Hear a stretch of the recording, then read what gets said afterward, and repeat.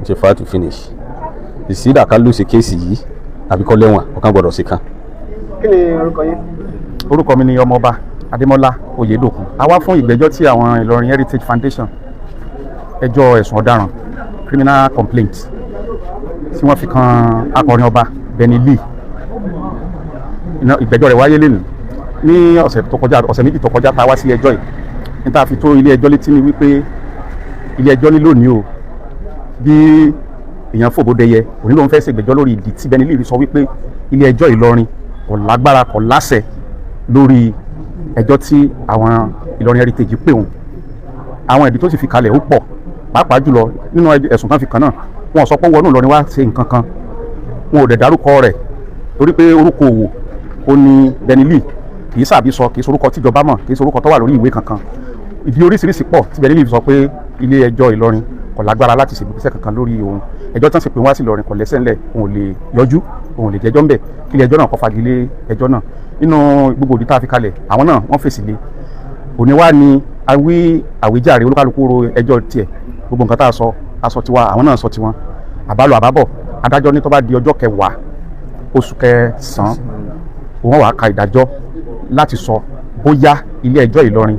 ó lágbára láti gbé ẹjọ́ táwọn Ìlọrin Heritage Foundation pè àbí wọn lágbára láti gbọ́ ẹjọ́ náà títí di ọjọ́ 10 oṣù kẹsàn-án táwọn yìí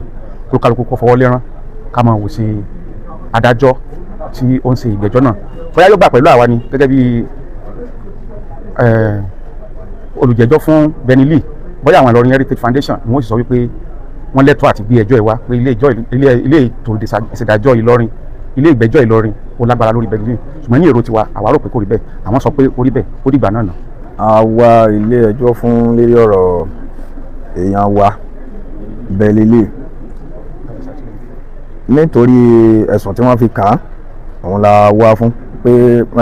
ọ̀rọ̀ yìí kò yẹ kó lọ bẹ́ẹ̀ rárá a sì fẹ́ jí kí gbogbo àwọn ìjọba kí wọ́n bá wa gbé ọ̀rọ̀ náà bó ṣe tọ́ àti bó ṣe yẹ àwa dúpẹ́ lọ́wọ́ wọn náà wọ́n tiẹ̀ tí wọ́n ń try best wọn wọ́n sì ń ṣiṣẹ́ takuntakun àti lọ́ọ̀yà àti adájọ́ a dúpẹ́ lọ́wọ́ wọn fún dédé bí wọ́n ṣe ń gbà fi ṣe iṣẹ́ náà fún ìdí eléyìí wọ́n tún ọjọ́ dá lónìí ni wọ́n fún wa ní ọjọ́ 10 nínú oṣù kẹsàn-án so ní àti wò ó pé ṣé lóòótọ́ ló yẹ kí àwọn lọ gbé àbíkọ́ mọ́ wà ní bàbá wa Benny Lee. Tó bá jẹ́ bẹ́ẹ̀ akọrin ọba ilé ẹjọ́ bá sọ pé àwọn lẹ́tọ̀ọ́ láti gbẹ́jọ́ kí ni. Bàbá kì í ṣe amòfin tí ilé ẹjọ́ ìbá sọ pé àwọn lẹ́tọ̀ọ́ àti gbẹ́jọ́ àwọn gẹ́gẹ́ bí amòfin tá à ń sojú Benny Lee àmọ́ ìgbésẹ̀ tó bá yẹ ká gbé lẹ́yìn ìgbà náà. Ìbéèrè tẹ́mi fẹ́ bẹ̀rẹ̀ ni pé ojú wo lẹ́yìn fi wo ẹ̀sùn tí wọ́n fi kan Benny Lee yẹn. ojú tèmi fi wo ọ̀kọ́jà pé Olódùmarè kọ́sà máa ń dà wá láàmú bí ọba sí pé ọ̀rọ̀ èdè àìyedè tí ọba sí láàrin ọmọ Yorùbá sí ọmọ Yorùbá gbogbo tí wọ́n ń sọ yìí kò tí ọ̀rọ̀ yóò tó bá wọn rárá ọ̀rọ̀ tí ìtò téèyàn tiẹ̀ lè pe ẹni lẹ́jọ́ sí nítorí pé nǹkan táwọn ń ṣe táwọn ń fojú fò ọtí ẹ̀pọ̀ àwa kan mojú kó arrest anybody àfẹ́ náà pẹ́ anybody sẹ́jọ́ àpẹ́ ẹnìkankan àkànwò adẹ̀ ń rí. Auzubillahi minash shaitanir rajim bismillahir rahmanir rahim assalamu alaikum wa rahmatullahi wa barakatuhu. Orúkọ mi lẹ́kùnrẹ́rẹ́ òun ni Umar Saad Imam tí ọ̀pọ̀lọpọ̀ àwọn èèyàn mọ̀ mí sí US Imam. Kí n tó lọ sí ibi tó ṣẹlẹ̀ nílé ẹjọ́ àti pé èmi kọ́ ni màá sọ tó ṣẹlẹ̀ nílé ẹjọ́ lọ́ọ̀yà wa Àjàsá ni ó sọ yẹn èmi kàn fẹ́ tún sẹ́ndì mẹ́sẹ̀gì kan out ni gbogbo ayé ló ti mọ tó ń lọ lórí kéèsì yìí àti ti talọ́lọ́run fún bó tilẹ̀ jẹ́ pé mi tẹ́ fẹ́ dárúkọ rẹ̀ torí gbẹ́ni tí ọba jẹ́ nǹkan kan bẹ̀tì torí pé a gbọ́dọ̀ jẹ́ káwọn èèyàn mọ kí là ń sọ ní fi mọ dárúkọ rẹ̀ àwọn ni pé gbogbo àwọn tó ń wò ó kálukú ń wò ó nísìn tó bá di pé Ọlọ́run bá ní kí ọwọ́ òfin ọ̀tẹ̀ wọn kàn fẹ́ pàrọwà ẹnìkan kan mọ̀ wá bá mi o eléyìí tá a kò sí yìí o it's a fight to finish it's a fight to finish ìsídà ká ló ṣe kéèsì yìí àbíkọ́ lẹ́wọ̀n ọ̀kan gbọ́dọ̀ sí kan àbàdé ògùn so ẹni tí ọba fẹ́ ọ̀rẹ́ mi olólùfẹ́ mi àbí kìnnìkan kan tẹ́ a máa ní ẹ bá rí US Imam ẹjọ́ ń bẹ̀ yín ẹ kò sẹ́ni tí mi ò lè wojú o ẹ má jà wojú ara wa salamu alaykum wa rahmatulahi wa barakatuh. Orúkọ mi ni Abdulkadir Adémọ́lá Abọ́lájí Àjàsá Esquire tí mo jẹ́ ìkan lára àwọn lọ́ọ̀yà tí wọ́n ń ṣe kéèsì Benny Lee Tani Olohun tí a jẹ́ aṣojú fún Ìlọrin Heritage Preservation Foundation wá ìtọ́sẹ̀rẹ̀ nílé ẹjọ́ lè ní pé gẹ́gẹ́ bí gbogbo àṣẹ mọ̀ pé ní last adjourn date tàwa sí court wọ́n adjourn case fún ruling/hearing of preliminary objection. So ìgbà tí kóòtù sì láàárọ̀ yìí kóòtù deliver ruling nípa issue tí ó ṣẹlẹ̀ ní last time nígbà tí àwọn defence counsel tí wọ́n fẹ́ withdraw further affidavit tí wọ́n ṣe mistake tí wọ́n ò ṣe dáadáa tí wọ́n fẹ́ withdraw táwọn adẹ̀ takò wọn pé wọn ò lè withdraw because issue has been joined. But láàárọ̀ ìgbà tí kóòtù deliver ruling kóòtù hold pé wọ́n ní right àti withdraw that particular further affidavit. So wọ́n dẹ̀ ti file another one wọ́n serve wa ní another one tí wọ́n file. So kóòtù wa give ruling lórí ẹ̀ pé wọ́n ní right àti withdraw. So kóòtù all strike it out then they bring in the new one filed by them tí àdẹ̀wà eventually wọ́n adopt address wọn move PO wọn àwa náà counter wa àwa náà adopt address wa adopt lórí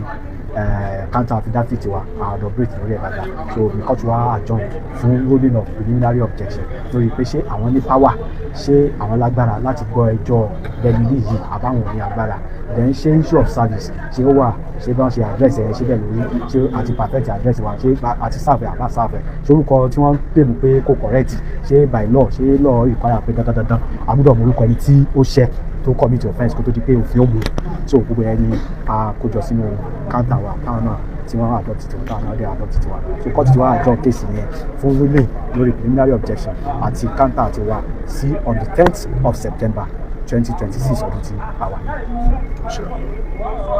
ṣé o wá dúpẹ́. ok orúkọ mi ò yí padà orúkọ mi náà ni barrister Abdulkadir Adémọ́lá Abọ́lájí Àjàsá. A'udhu billahi minash shaitanir rajim bismillahir rahmanir rahim. Èmi ni Dr. Abu Sharif Sarkin kí ọba Ìlọrin kò túmọ̀ sí pé ọba Ìlọrin náà wá ń ṣẹ́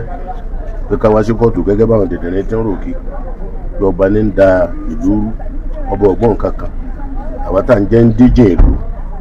là ń defend glory Islam wa kábùkù ọmọ kan ẹ̀sìn wa torí àwọn ọmọ wa lọ́la. ẹnu tó ń dùn méjì ni pé gọ́ọ̀mẹ̀ntì kan wo akitì ló lè jà ìjà ló lè jà wọ́n wẹ ni ó lè jà nínú òfin wà tó tako kéèyàn sọ̀rọ̀ tó lè dá lẹ́bi tó lè mú jìyà níwájú ìjọba gbogbo ń tó bá lè mú ẹ̀ fi wá ó yẹ kí ìjọba ó look into kí wọ́n á wò owó kì í ṣe pé wọ́n máa wo gbà mùsùlùmí pẹ̀lú àwọn ẹlẹ́bọ wọ́n jọ ń fa wàhálà wọ́n bá délẹ̀ tán ìjọba gan dààmú yóò wù mí kí ìjọba wà nǹkan kan ṣe lórí àwọn tí ń kàn sọ tó wọn mo wà ní Scotland níjọ́ kan nílùú èbó ẹnìkan wá ń fi ọwọ́ ẹ̀ ọwọ́ àfi gbàyàn ní ẹ̀kẹ́ báyìí wọ́n ní o ti dáràn ní fundamental right ní olú ti kọjá fundamental right yẹ níbo ti fọwọ́ rẹ gbà mí o níyàn bá ti kọjá fundamental right rẹ̀ ó yẹ kó ní ìbáwí kan gbogbo àwọn tí wọ́n bá ń sọ̀rọ̀ tó lè mú provocative wá ó yẹ kí ìjọba look into